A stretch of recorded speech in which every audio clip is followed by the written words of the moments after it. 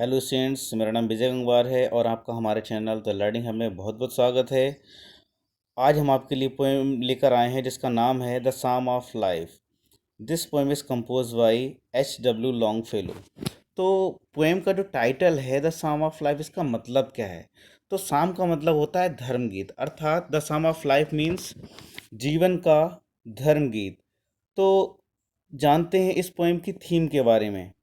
तो पोइट है इस पोएम में हमें जीवन के बारे में बताता है कि जीवन क्या है, जीवन कैसा होता है, जीवन में हमें कैसे अपने लक्ष्यों को निर्धारित करना है, जीवन की वास्तविकता क्या है, जीवन में हमारी क्या भूमिका होती है, हमें जीवन में लक्ष्यों को प्राप्त करने के लिए किस तरह से लड़ना है, अर्थात किस तरह से काम करना है और किस तरह से अपने लक्ष्यों की हमें पूर्ति करनी चाहिए। तो स्टार्ट करते हैं पोएम को। Life is real, life is earnest, अर्थात जीवन वास्तविक है, जीवन वास्तविक है and life is earnest. Earnest का मतलब होता है निर्णयात्मक। लाइफ इज़ रियल यानी कि लाइफ वास्तविक यानी जीवन वास्तविक है एंड लाइफ इज़ अर्नेस्ट, जीवन निर्णयात्मक है अर्थात निर्णय लेने योग्य है। अथवा इसको गंभीर भी कह सकते हैं, यानी कि जो जीवन है वो वास्तविक है, निर्णयात्मक है अर्थात निर्णय लेने योग्य है। And the grave is not its goal, और जीवन का जो गोल है अर्थात लक्ष्य है वो ग्रेव नहीं है। ग्रेव का मतलब होता है कब्र, यानी कि जो मृत्यु है वो जीवन का लक्ष्य नहीं है।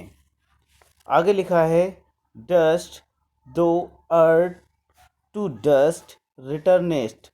तो डस्ट का मतलब होता है धूल, दो का मतलब होता है तुम। तो डस्ट दो अर्थ का मतलब हुआ तुम धूल हो, टू डस्ट रिटर्नेस्ट, और तुम्हें धूल में ही वापस जाना है। अर्थात आपने कहावत सुनी होगी कि लोग कहते हैं कि शरीर मिट्टी का बना है और मिट्टी में ही मिल जाना। तो इसका मतलब यही है कि तुम धूल से बने हो और तुम्हें धूल में ही वापस जाना है। Was not spoken of the soul. तो ये जो कहावत है ये सोल के लिए नहीं कही गई, यानी कि ये आत्मा के लिए नहीं है, ये शरीर के लिए है कि ये मिट्टी का है और उसको मिट्टी में ही वापस मिल जाना है। ये आत्मा के लिए नहीं है, क्योंकि आत्मा क्या है? आत्मा अजर और अमर है। आगे बढ़ते हैं। Not enjoyment and not sorrow is our destined and और बे। यानी कि नॉट enjoyment सिर्फ सुख, मतलब ना ही सुख, एंड नॉट sorrow और ना ही दुख, इज़ अवर destined एंड ये हमारे जीवन के अंतिम लक्ष्य नहीं है। अर्थात जीवन में ना तो सुख और ना ही दुख हमारे जीवन के लक्ष्य नहीं है, और बे ना ही ये हमारे जीवन का मार्ग हो सकता है। तो यहाँ पर जो पोएट है वो ये कहना चाह रहा है कि जो आनंद है, जो इन्जॉयमेंट है, और जो सारो यानी कि जो दुख है, ये हमारे जीवन का अंतिम लक्ष्य नहीं है, ना ही ये हमारा मार्ग है। But to act that is tomorrow, लेकिन हमें टू एक्ट मतलब करते रहना चाहिए, कार्य करते रहना चाहिए। दैट इज टुमारो, जिससे हमारा प्रत्येक आने वाला कल find us farther than today. Farther का मतलब होता है आगे, देन टुडे का मतलब आज से, यानी कि लेकिन हमें हमेशा कार्यरत रहना चाहिए जिससे हम अपने आने वाले कल को हमेशा अपने आने वाले कल में आज से बेहतर पाएँ, आज से आगे पाएँ। तो but to act that is tomorrow find us farther than today, यानी कि हमें करते रहना, कार्य करते रहना चाहिए जिससे कि हम आने वाले कल में अपने आप को आज से बेहतर पाएँ। आगे देखते हैं।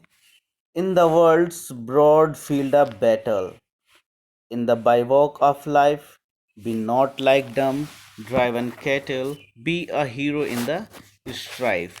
In the world's broad field of battle, क्या मतलब हुआ इसका?